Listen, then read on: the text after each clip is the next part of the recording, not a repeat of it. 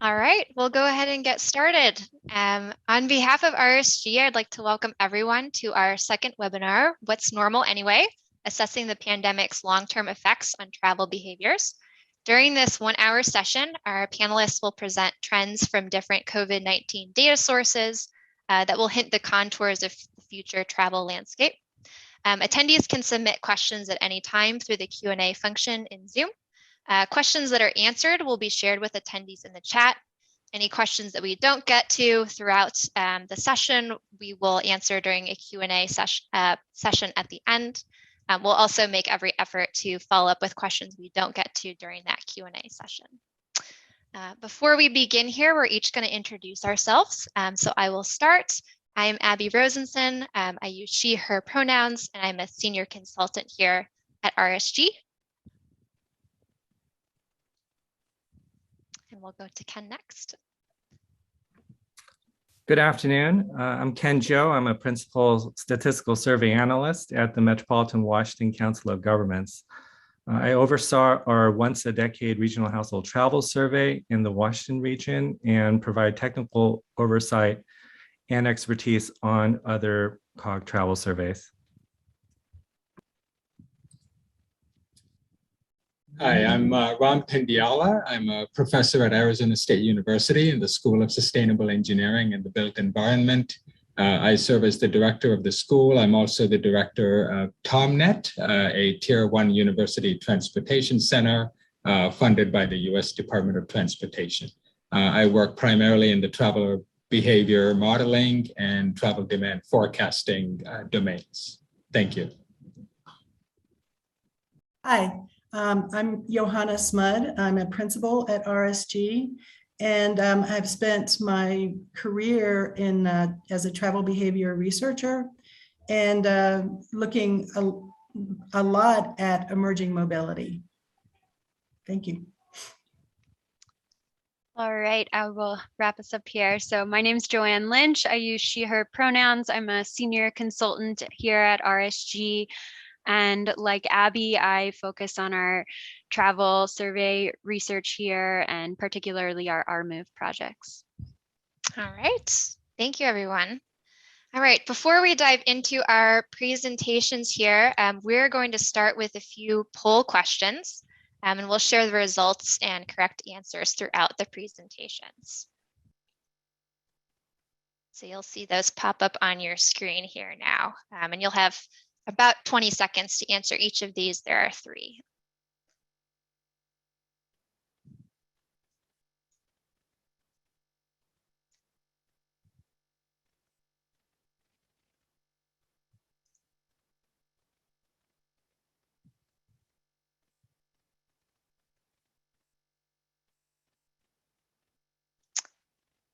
All right, and here's the second question.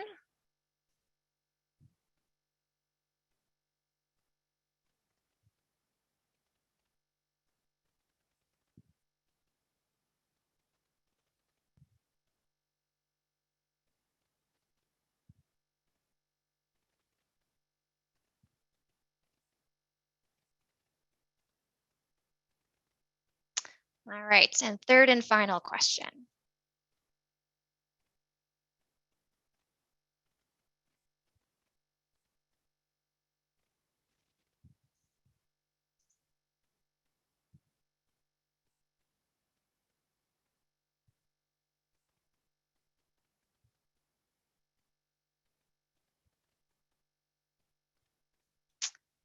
All right, thank you everyone who responded to those.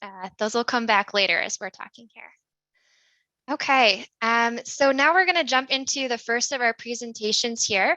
And I am going to start by giving a brief intro to our first 2 panelists, who will be Johanna and Joanne. All right. So the first couple of presentations here are going to share results from RSG's COVID-19 Transportation Insights Survey. And shortly after the COVID-19 outbreak began, we essentially realized that we needed a data source to help us understand both the short and long-term impacts of the pandemic to advise our clients accordingly. So as a result, we designed this survey to help us collect data every roughly 1 to 3 months, beginning in May 2020. This pulse-style survey collects a nationally representative sample of about 3,000 respondents per iteration to help us capture how travel behaviors and attitudes are changing over time. The survey, which will soon collect its 10th round, has been a collaborative effort across the entire company. So also wanted to say thanks to the many people who've contributed to its design and administration. So I'll talk a little bit about the survey methodology and composition. So the survey program was designed to be repeatable so that we could collect data frequently over time and compare the results from data collection wave to data collection wave. The survey sample is collected through an online panel provider, and we monitor it for representation across 5 US regions and key demographics, which I'll show on the screen in a minute here. After data collection, the data are also weighted to ensure further representation prior to analysis. The survey covers a range of many topics, including those listed on the screen here. Given the survey's pulse style, the topics really focus on summarized travel behaviors, trends that impact transportation, and attitudes about travel both now and in the future. So this is jumping back to those regions and demographics that I mentioned previously. So here on the screen, you can see the 5 regions that we use both for analysis and for weighting. And you can also see the representation of our sample before it's weighted and after it's weighted.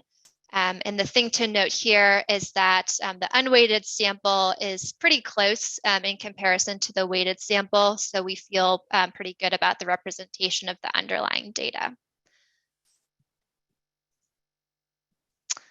Lastly here, this chart shows the COVID-19 hospitalizations per million throughout the data collection period. So the red line in this chart here is those hospitalizations, and the little numbers that you see throughout indicate when we were collecting survey waves. And we'll use this chart as a reference point to contextualize trends throughout the first couple presentations here. All right, so now we're going to reveal the results for our first poll question.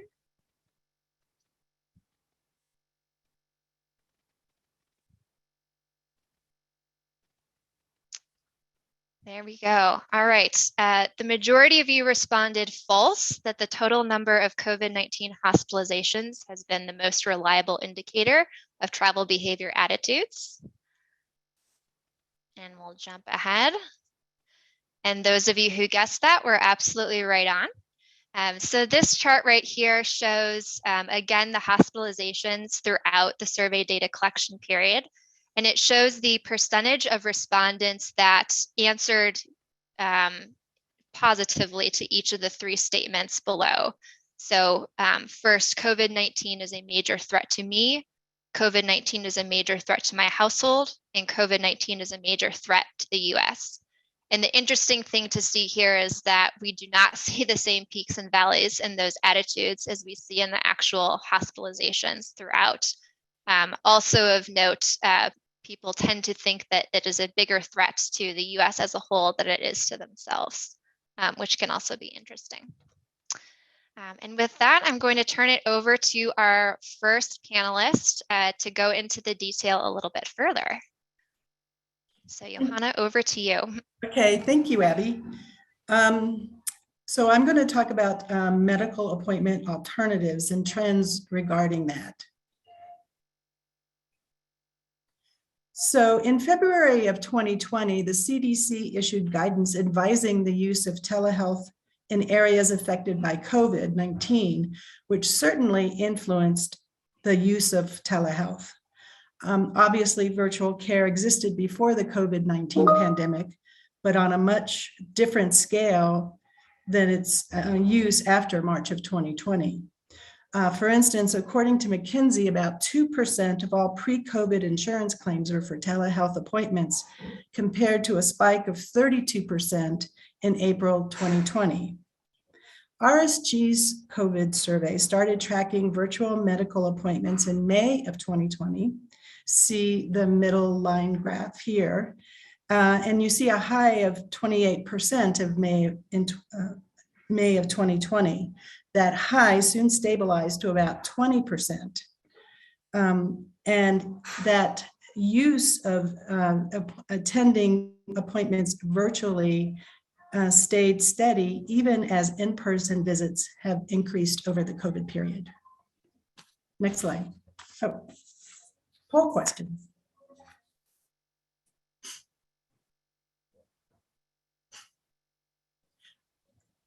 Throughout the pandemic, urban residents have been more likely to use telehealth services than rural residents. Most of you answered true. Let's see what the data says.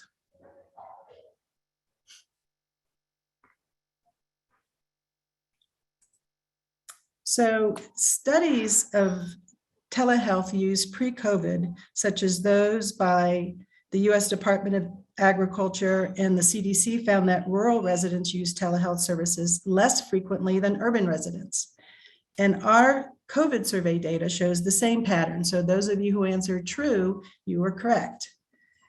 While use of telehealth was about the same for both rural and urban residents in May of 2020 at about 27%, urban use, the black line, has remained steady throughout the COVID period, while rural use decreased except for a spike in winter of 2021. And you'll see that is actually a correlation there that we don't see in many of the other slides.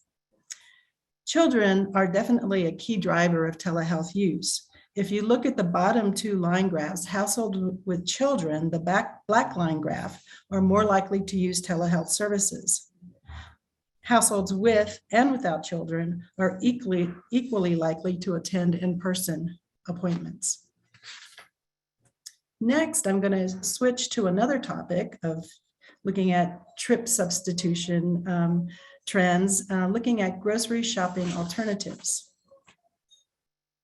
So pre-COVID, less than 15% of households reported ordering groceries for pickup or delivery. This is comparable to supermarket data, which shows 11% of households ordered groceries for pickup, about 15% for delivery prior to 2020. RSG's COVID survey data indicate an increase to about 20% of persons ordering groceries for pickup or delivery in May of 2020. See the bottom two line graphs, which has increased slightly over the COVID period, slightly more for delivery than for pickup. But that's been happening even as shoppers return to grocery stores. So this trend suggests that online grocery shopping habits are probably here to stay. Not having a car in the household, as this graph shows, definitely influences ordering groceries for delivery.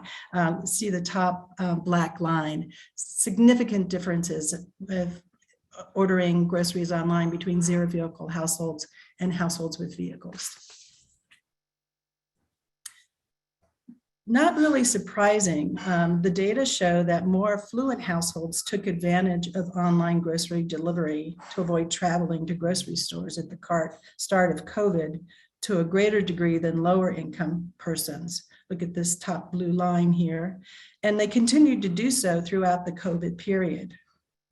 Most low-income people still had to shop for groceries in person during COVID. And so COVID may have exacerbated the existing problems of unequal access to food for low-income people. An interesting trend in this graph is looking at the line, the black line graph for households earning less than $50,000 annually. You'll see that their use of online grocery delivery had increased throughout the COVID period. There could be many reasons for this. One possible reason could be due to the fact that shopping services such as Instacart are making grocery delivery service available to EBP SNAP Supplemental Nutrition Assistance Program recipients. Younger people, those under 44, as the top two line graphs indicate, are more likely to order groceries for delivery, perhaps related to their greater online shopping habits in general. If you look at the second to the top black line graph, you'll see that those age 18 to 34 have increased their preference for ordering groceries for delivery since May of 2020, from about 28% at the start of COVID lockdowns to nearly 30%, 36% in the fall of 21. And you'll also notice a decrease in the bottom line graph among those 65 years of age and older. And that line graph decreases, suggesting that persons in that older age group, online shopping was COVID inspired. And now I'll turn it over to Joanne Lynch.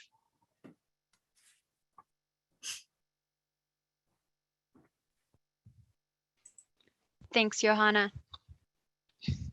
All right, I am going to talk about working from home. And first up here, we're going to be talking about teleworking as a whole. So throughout our survey results here, we saw that partial telework has remained steady, while full teleworking behavior has declined throughout the pandemic. And so this figure here is summarizing the share of respondents who telework fully, some, or not at all, using an other for work location or a fixed location. And as you can see in May 2021 here, the share of workers who fully telework decreased from 30% to 20%. And then we had an increase in the share of fixed location only. And so, this is really kind of aligning with that May 2021 timeframe around when vaccines were becoming widely available throughout the US. And thanks, Abby. And so in addition here, we're digging in a bit deeper on teleworking and looking at how high income groups are consistently more likely to telework, including partially telework in comparison to low income groups. And so this figure is summarizing the incomes of those who fully or partially telework. And what we're seeing here is that households with an income under $50,000 are teleworking share is only 10% in comparison to those with a household income of $100,000 or more, where at the beginning of the pandemic and when the survey just fielded in May 2020, that share was around 40% for those high income households. That's decreased, but is still largely higher than that of low income households. And here we're looking at the intersection of race, ethnicity, and income. And while we don't see that race or ethnicity alone significantly influence the likelihood of teleworking, this intersection shows that there are disparities in income by race, and then those are bearing out in teleworking opportunities. And so what we're seeing here is that people who identify as white, non-Hispanic here are having higher incomes and are more likely to have teleworking opportunities. And then last, we're looking at teleworking opportunities from the urban-rural perspective. And here we're seeing that approximately 30% of urban residents are teleworking fully or partially in May of 2020 in comparison to only 20% of rural residents who telework fully or partially. And again, we do see a decline here if you look at the September 2021 results, but that disparity still exists between urban and rural residents. All right, and now we'll dig into some of our online shopping and delivery questions that we asked in the survey, and these are really getting at those trip replacement behaviors that Johanna was talking about a bit earlier. But first, we'll reveal our poll question here around online shopping. And so here, our question was, do residents from all age groups were significantly more likely to make a weekly online purchase from a major retailer in May 2020 than in May 2021? We had 62% of you say that that was true. And so we'll pull together those results here. And so what we're seeing here when we look at online shopping from major retailers is that has really remained consistent throughout 2020 and 2021, but there is a pretty big variation in that behavior by age. And so we asked, have you ordered anything online from a major retailer in the past 7 days? And what we're seeing is that our younger age groups, so 18 to 34 and 35 to 44, are more likely to online shop on a frequent basis in comparison to those who are age 45 and above. And so, a really high share from that age 35 to 44 category, with about 80% of respondents having ordered something in the past 7 days online. Similarly, online shopping from small and local retailers has remained consistent. And again, there's variation by age, but that variation is even greater here.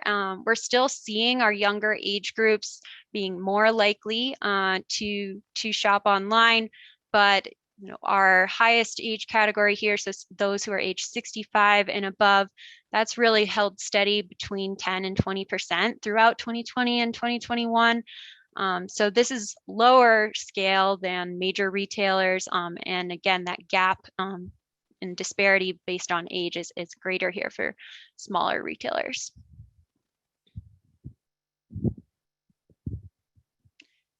So what's next? What are some lessons that we can learn from this survey and some insights that we'll take into consideration in our research and applications? So prior to the COVID-19 pandemic, travel behavior was changing rapidly due to many factors in the transportation industry, including new modes like ride hailing, scooter share, bike share, trip substitution or shifting due to e-commerce, like goods delivery and food and meal delivery, new types of vehicles, and the early and evolving stages of vehicle automation. And undoubtedly, these behaviors were evolving in different ways across different demographics, such as income, race, ethnicity, and age. So now with the COVID-19 pandemic, we've introduced numerous catalysts for change in travel behavior, and this has really exacerbated pre-existing inequities. And so what does that mean in terms of our insights and what to be thinking about in our research methods and data applications?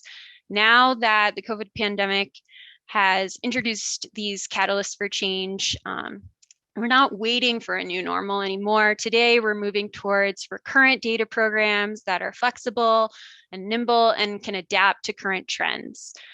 That way, we have current data to inform our decision-making and our data applications.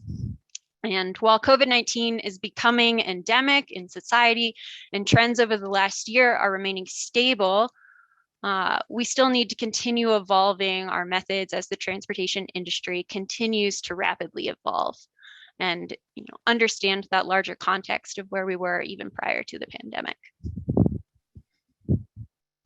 Thank you, Joanne, and thank you, Johanna. That ends the RSG portion of the presentation. So I will stop sharing my screen now, and next we'll be hearing from Ram, who will present findings from a couple different surveys.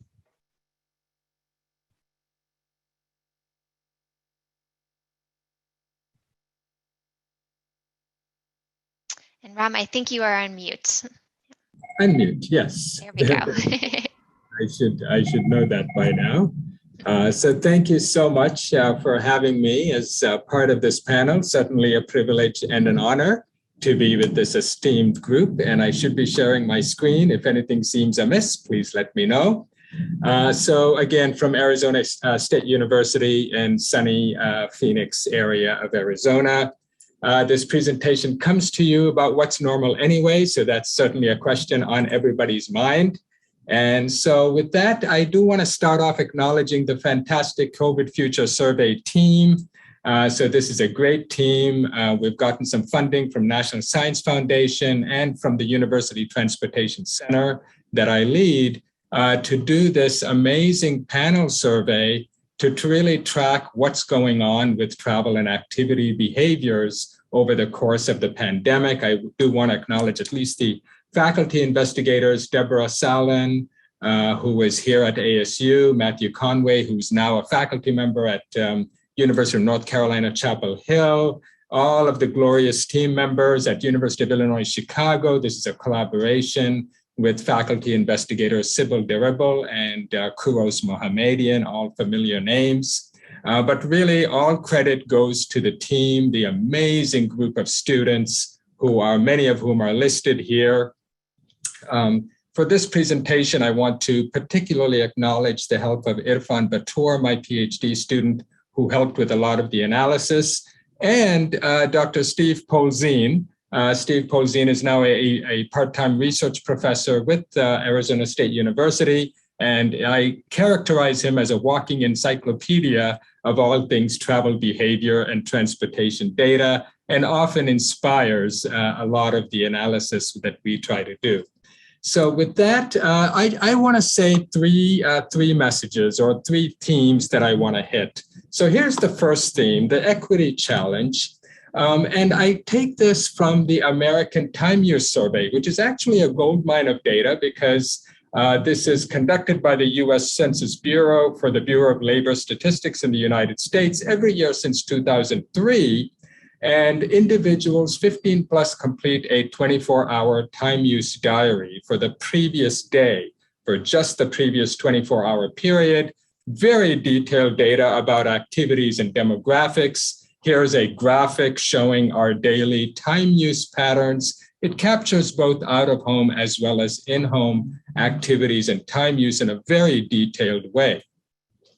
And it's about a sample of more than about 10,000 respondents per year.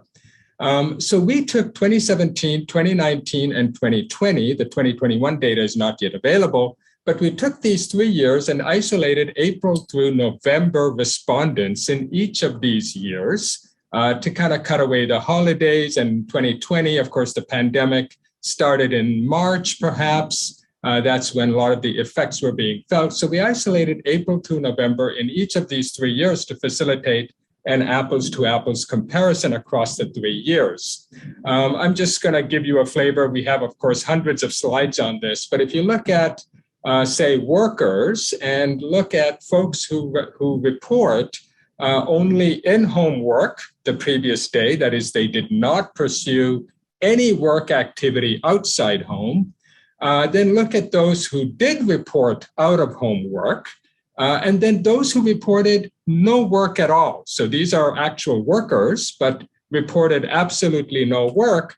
And we see some interesting trends. So in 2017 and 2019, you see just 7% report only in-home work, 80% report out-of-home work, and you have about 12 to 15% who are on vacation, sick, or just skipping out on work for whatever reason.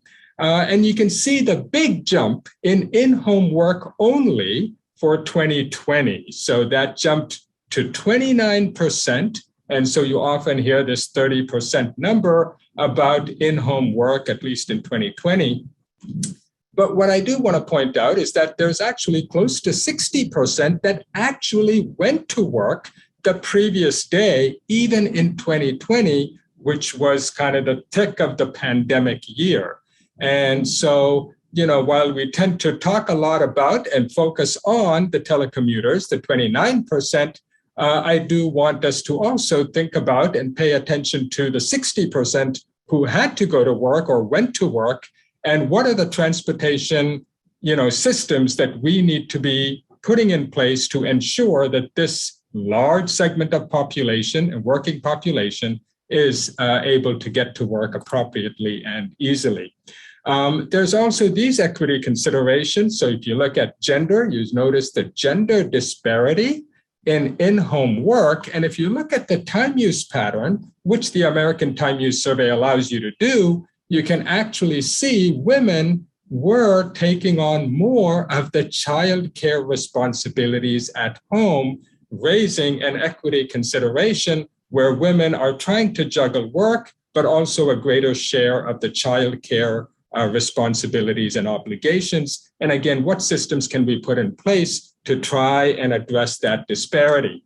Here is the income. It's a busy slide, but you can just focus on the slope of this red arrow And you can see at higher income groups, the much greater ability to pivot to teleworking. And so you have a large fraction that just reported in-home work only.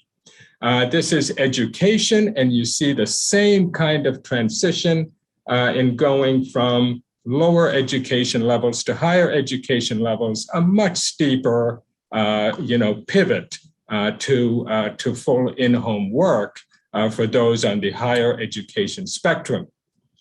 So we can really bring out some of these types of equity considerations and the implications for us as transportation professionals by looking at these types of survey data sets. For those of you who think about the travel time budgets, here's what happened to actual daily travel durations. We often talk about the 70 to 80 minutes per person per day across the world and across time and decades and so on. The 70 to 80 minutes of travel time budget seems to have remained very steady.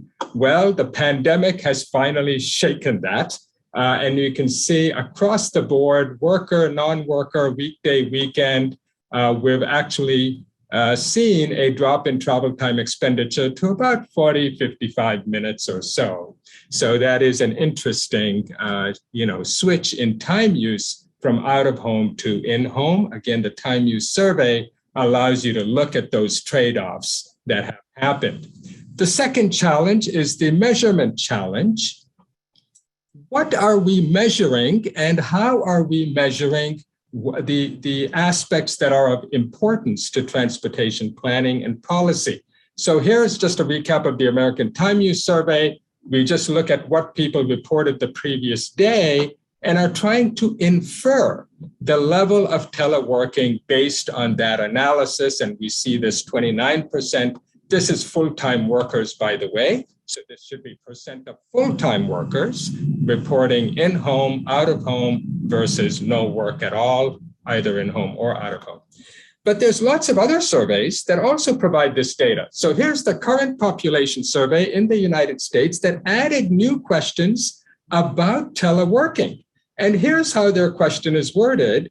Employed persons who teleworked or worked at home for pay at any time in the last 4 weeks because of the coronavirus pandemic. So you can see there's this time variation, right? The ATUS is the previous day. This is in the last 4 weeks with a specific caveat. It's because of the coronavirus pandemic. So the idea is trying to understand to what extent the pandemic has induced working from home. And you can see how this trend has changed going from May 2020 to December 2021, a consistent decrease over time, starting at 35.4 now to 11%. And even in 2020, there's about 25, 24%. And that's somewhat consistent with ATUS, but not quite. And so it's kind of an interesting variation. And you can see this decrease down to 11%. And it's really questionable as to whether that is truly reflecting work from home. Perhaps this percentage has dropped so much because of this caveat, because of the coronavirus pandemic. There may be many who work from home now, not because of the pandemic, but because they have settled into a new pattern and their employer is providing that flexibility. Here's the American Community Survey with its interesting way of asking this question. How did this person usually get to work last week? And one option is worked from home. And the respondent is asked to mark the box for the method of transportation used for most of the distance. So it's kind of unclear as to how exactly respondents interpret this question and when exactly do they check the work from home response. But this is how the work from home and how the mode split appears in the ACS. And you can see the work from home is this bottom one, and it's pretty steady at 5%. And you hear a lot about the 5-point-something% of work from home being the usual mode to work. And that jumped to about 15.8% in 2020. as opposed to the 29% that we found in the ATUS. So again, how you ask the question, what exactly you're measuring, is going to give us different numbers in terms of the work from home estimate. Here's another one, the Household Pulse Survey, which the census started in the context of the pandemic, where they're trying to collect data to understand what's happening with folks due to the pandemic. They've done 6 data collection instruments so far. And you can see their questions vary. In weeks 13 to 27, they're asking about adults in households where at least one adult substituted some or all of their typical in-person work for telework because of the coronavirus pandemic. In weeks 28 to 33, they modify the question where at least one adult has teleworked in the past 7 days. In weeks 34 to 41, they asked the corollary question where someone worked on site. So it's no longer a question on telework, it's about worked on site at a workplace in the last 7 days. And if you analyze, so that graph looks like this, with a much higher rate of telework in that first question. The percent telework substituted, anybody in the household substituted for in-person work. And so you can see how this has really impacted, the measures that we obtain. So in the interest of time, I'll just skip over. In the COVID Future Survey also, we have these types of questions. It's a nationwide panel. We now have a stayer sample of 2,000 folks. And again, we ask questions in slightly different ways, and we need to harmonize to understand work from home. And this is how we vary in terms of work from home patterns from pre-pandemic over the course of 3 waves. And so the work from home every day here is 28%, somewhat different from ACS, but somewhat similar to ATUS. And so we're just looking at how exactly are we measuring and quantifying these data. Finally, I'll just end off in 1 minute. The response reliability challenge. A lot of our surveys ask and obtain information about what people are doing, and we're asking, what are you likely to do in the future? And sometimes we're told, well, that survey data is not really reliable because what people state they will do may not necessarily end up being what they actually do.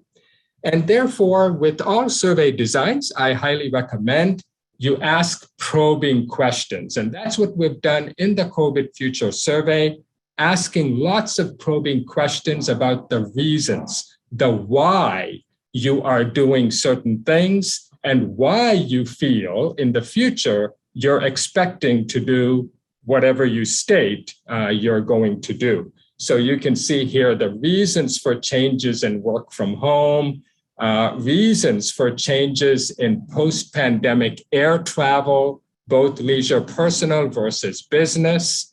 And so there's lots of new realizations. We ask people about their activity risk perceptions and how does that impact what they expect to do in the future. So will expectations of change become actual change? Time will tell, but I think these types of survey data sets can really tell us a lot. And with that, I will end with a Steve Polzin slide. It is very exciting times, so buckle up. And we have challenges before us. Thank you so much, and thanks for indulging me. And again, on behalf of the glorious team, thank you. Thank you so much, Ram. All right. Next, we'll turn to Ken, who is going to present some findings from the Washington, D.C. metropolitan region as a case study of how COVID-19 has impacted a particular region.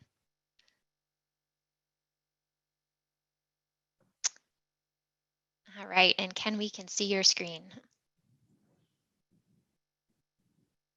Great. Good afternoon. I would like to start by thanking RSG for inviting me to be a part of this panel. I'm really pleased to see so many people in this webinar this afternoon. So today I'll be sharing some findings on travel behavior impacts of the COVID-19 pandemic in the Greater Washington region. First, some background about the Metropolitan Washington Council of Governments. COG is an independent nonprofit association of local governments and brings area leaders together to address major regional issues in the District of Columbia, suburban Maryland, and Northern Virginia. As a membership organization led by elected officials, our members turn to COG seeking information and analysis on the impacts of the pandemic. I will now share a few highlights from our regional impacts of the COVID-19 pandemic.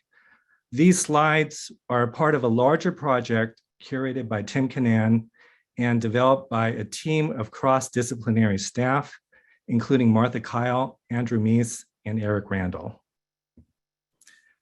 These charts show the latest snapshot of COVID cases and deaths in Washington, D.C., Maryland, and Virginia. As of January 24th, there were over 2.5 million reported cases and over 30,000 deaths reported since the start of the pandemic in March of 2020. Just less than 1 month ago, the region saw the highest 7-day average of new cases since the pandemic began, fueled by the rise of the Omicron variant. This chart shows how the pandemic impacted regional traffic levels, which compares traffic volumes each month to the corresponding month in 2019. Roadway traffic volumes dropped steeply at the beginning of the pandemic, particularly in April 2020, when regional traffic levels were only about half of pre-pandemic levels.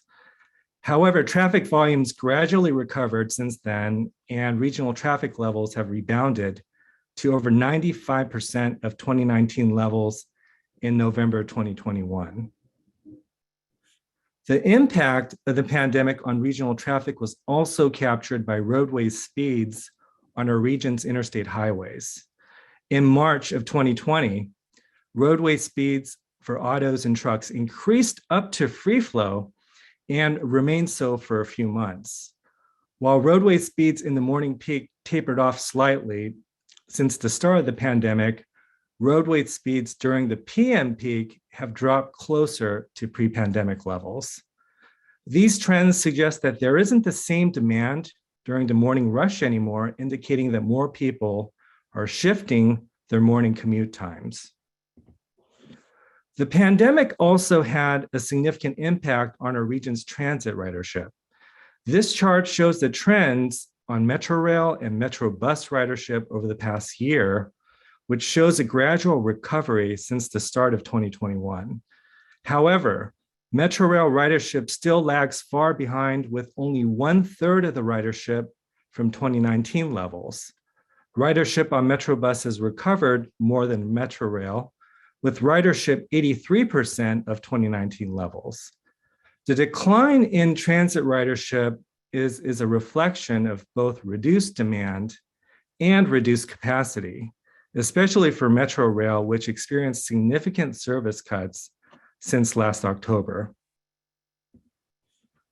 Now, looking at regional air travel for the 3 major airports in our region, BWI, National, and Dulles, monthly employments dropped sharply at the start of the pandemic, bottoming out in April 2020 and slowly recovering until the spring of 2021. Recovery continued into the summer months and then flattened out. As of October of 2021, employments at the region's major airports were 75% of 2019 levels. Now, looking at teleworking trends before the pandemic, teleworking in the Washington region has increased threefold since 2004, with 35% of regional commuters teleworking at least occasionally in 2019, which reflects the most recent pre-pandemic data from our State of the Commute survey. Over 1 million workers in our region teleworked in 2019. As part of our update of our region's long-range transportation plan, we conducted the Voices of the Region survey in the fall of 2020. In this survey, we asked residents about their preferences for teleworking and returning to the office after the pandemic. Nearly 2/3 of survey respondents indicated that they preferred to telework a few days a week, and 1/4 preferred to telework full-time. To summarize the key observations of regional travel trends during the pandemic, regional traffic volumes have mostly recovered to pre-pandemic levels, which suggests that more people are going back to the office and taking more trips overall. Public transit ridership continues to lag, especially for metro rail trips. Regional air travel remains a bit lower, however, but has recovered to 75% of pre-pandemic levels. The trend towards increased teleworking will likely continue in the region, with more employers offering flexible telework policies, reflecting the large share of workers who prefer teleworking a few days a week. Based on the observation of these regional trends, the impacts of the pandemic on travel in the Greater Washington region have been significant, with long-term implications. Indeed, the pandemic has generated a large body of research on travel behavior impacts across the nation and globe. Given that the impacts of the pandemic extend far beyond our region, we are seeking to better understand the impacts of the pandemic on regional transportation planning in the US. Over the past 18 months, I've been working on a research project conducting a literature review of how the pandemic is being studied in the transportation field. The project includes the following key objectives: a reference list of surveys focusing on transportation and travel behavior impacts of the pandemic, a review of transportation surveys focused on pandemic impacts, and what questions are asked in those surveys, especially those that are relevant to long-term regional transportation planning, and a summary and analysis of the overall trends that are highlighted by these surveys. We anticipated much research would be conducted on the pandemic and wanted to position ourselves to learn from this research, including sampling approaches, the variety of information collected, and overall findings and trends across research. I would like to share a few reflections to date from my research. First, there's a plethora of research examining COVID-19 impacts on travel behavior. Most of these surveys were conducted at the metropolitan region or the national scale. Second, most COVID-19 travel surveys captured cross-sectional trends at different phases of the pandemic with multiple waves. Some of these surveys show that commuters are reverting to pre-pandemic travel behavior starting in mid-2021. And these surveys also showed that the pandemic resulted in dramatic changes in travel behavior and teleworking, especially during the early phases of the pandemic. However, the question remains on what the long-term impacts on travel behavior will be in a post-pandemic new normal. A couple of thoughts. I think we'll likely see a rise in the hybrid schedule of teleworking a few days a week. However, there'll likely be some dissonance between employee preferences and what employers will allow in terms of telework, considering that many jobs were not telework eligible prior to the pandemic, while others cannot be performed remotely. Another key question is the future of public transit use and whether transit would be able to recover to pre-pandemic levels due to increased teleworking and the reduction of transit service. This is an ongoing project, and we are continuing to review the findings from recent COVID-19 travel surveys, which will shed more light on these long-term trends. We also anticipate that the lessons from the review of COVID-19 travel surveys will inform current and upcoming COG travel behavior surveys, including the State of the Commute surveys, which is currently underway. We are also planning to conduct a regional air passenger survey in the fall of 2022, which will provide data essential for regional air systems planning.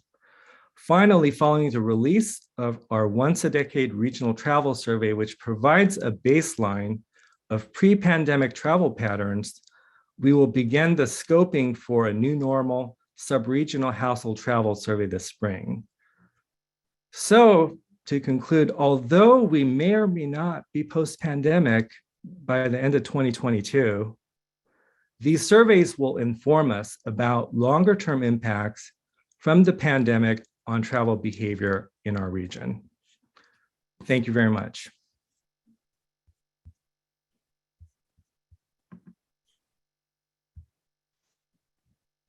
All right, thank you, Ken, so much. I, at this point, would ask all of our panelists to come back, and we're going to open up the Q&A section with our last 10 minutes here.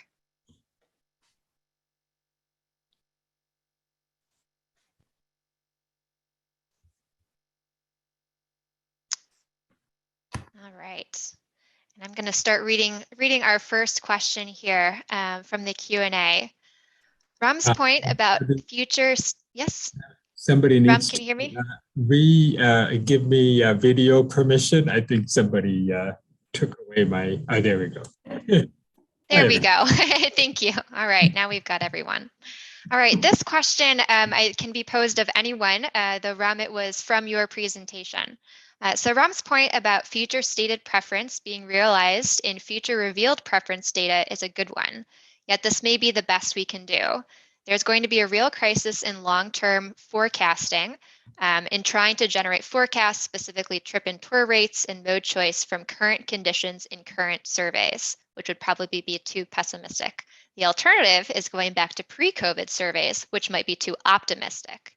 What are the panel's thoughts on how we get this just right? Should we be pooling pre and post-COVID data or doing something else?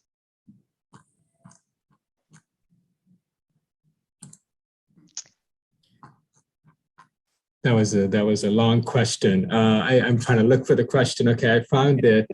So in terms of, all of the changes we're seeing with behaviors and so on, I think it just means we've got to collect some current data. We just have to keep track. And so that was the motivation, I think, behind RSG's survey, where they've done this repeated cross-sectional survey throughout to really get a sense of how the new normal, so to speak, might be evolving and how behaviors may be settling into a new pattern.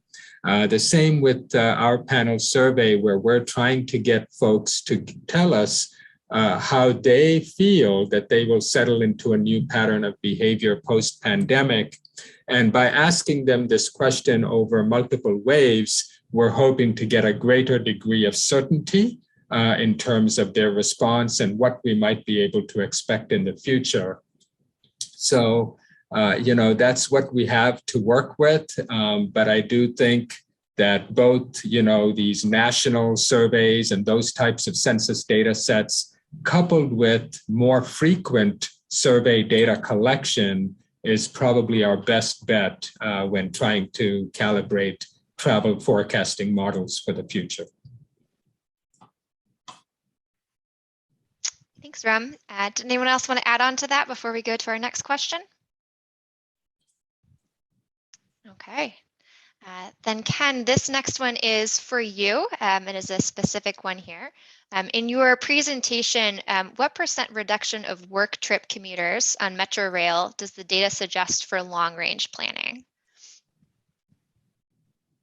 Yeah, in terms of the reduction of work commuters, it's a difficult question to answer, because there are many factors that account for the reduction in ridership on Metro Rail and public transit in general. And public transit, during the pandemic had suffered the most dramatic declines in ridership. So part of it is a function of increased teleworking, particularly during the height of the pandemic, when almost everyone that were able to work from home was working from home. And so as some of those workers began going back into the office, the question is, do they revert back to using public transit, or have they become accustomed to taking other modes of transportation, such as biking or Uber and Lyft? So for long range transportation planning, certainly there are implications, but again, to Ram's point, we need to collect data and conduct surveys at regular and frequent intervals to be able to capture the long-term trends, because as we could see just from the past 18 months to 2 years of this pandemic, we have seen trends ebb and flow, and in some ways trends are reverting back, in other ways it's not. So time will tell, but certainly this is very important for long-range transportation planning. All right, thanks, Ken. All right, our next question is again for anybody on the panel. I'm wondering if anyone has looked at the efficiency of work from home from employees and employers' perspectives. And we have a couple questions here actually on work from home in places where our numbers differed. And one thing I wanted to point out in the RSG presentation versus your presentation, Ram, was the category of not working, which you had in yours, which we did not have in ours. I'm interested if anybody here has thoughts on the fact if we sum the numbers for working from home and not working while at home, those numbers are pretty close to the numbers that we saw for people who said that they were teleworking, which could potentially then point to efficiencies. Any other thoughts from our panelists on kind of that work from home comparison? There are lots of other figures and numbers out there in various data sources.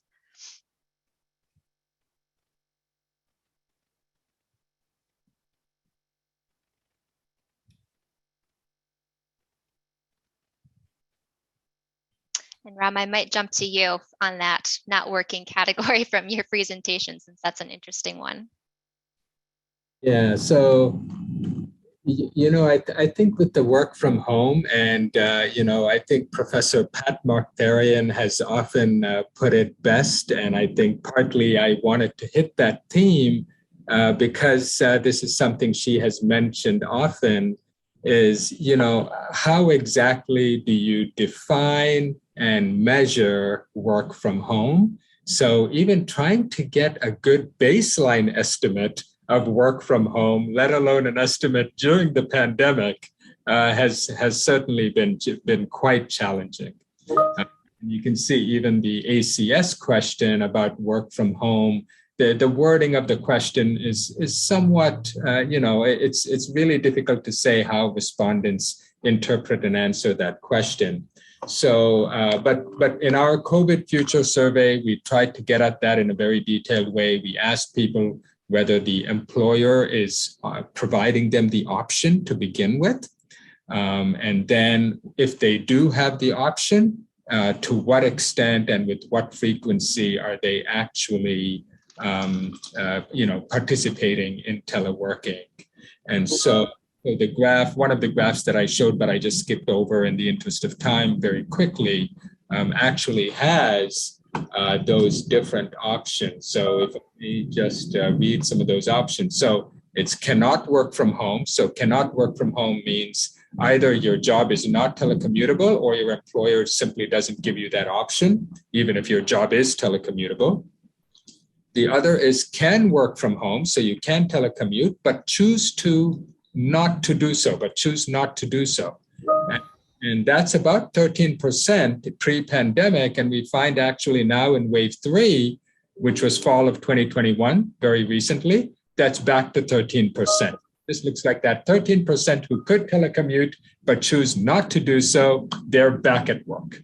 And then we have, of course, the hybrid, work from home once a week, a few times per week. And the hybrid has certainly seen a considerable jump over the course of the pandemic. And then, of course, there's the work from home every day. In the Sankey diagram, we actually track also the employment transition. So those who were employed, but then transitioned to unemployed, and over the waves, how do they enter or exit the labor force? And that, again, also, I think is very important.